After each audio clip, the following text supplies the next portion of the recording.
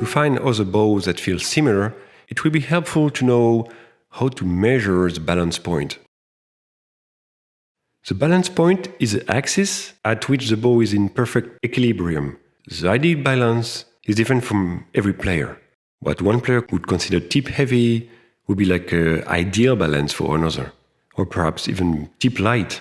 That spot is easy to find, but how do we measure this precisely when you want to compare it with other bows, or tell somebody about it? Move the frog to its resting position, all the way forward to the thumb grip. Then give 3 turns to the button, retracting it slightly.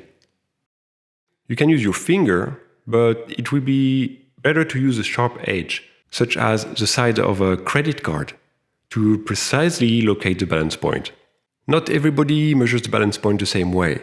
It is commonly measured from the balance point to the end of the button, or to the end of the stick, not including the button. There is no universal rule, and your results will differ based on how the measurement was taken. We can illustrate this point using 3 bows as examples.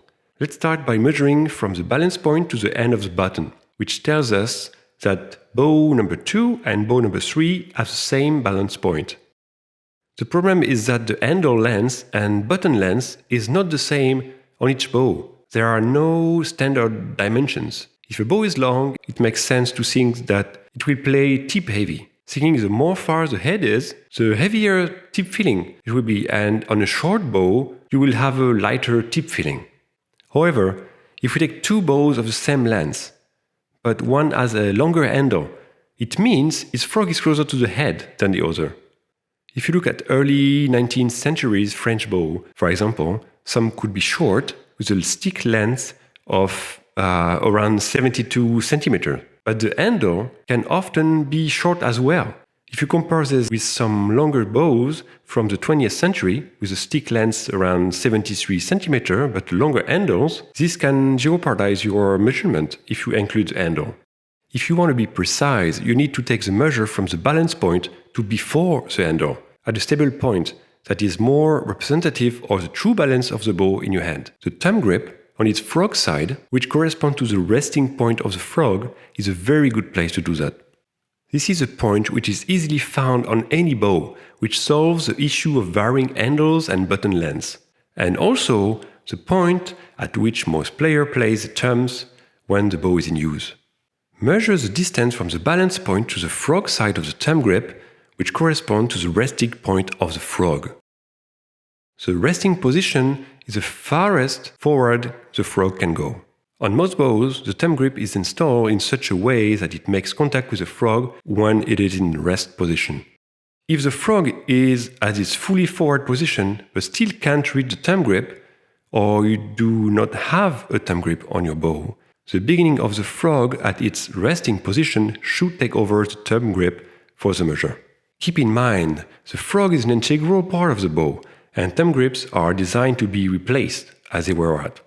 The greater the distance you will measure, the heavier tip feeling it will be.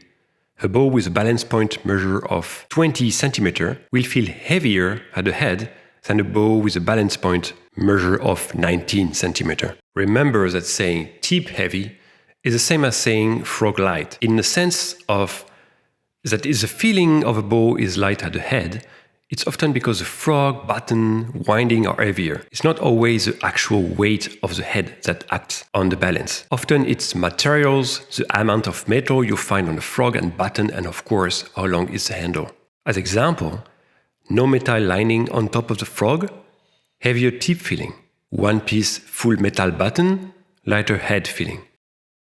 And now, if we're going back to our example, and you measure the balance point to this spot, you see that in fact bow number 1 and bow number 3 are the ones with the same balance point.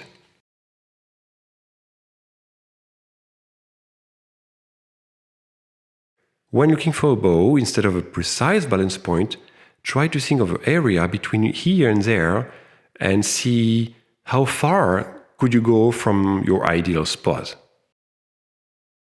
Do not ask a bow maker to make you a bow with a too precise balance point.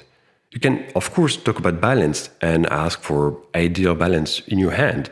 If a bow is already made, it's fine to ask for its balance point, but making a bow aiming for a precise balance point could make a bowmaker absolutely insane, or make him unfocused on other important factors to make you a great bow.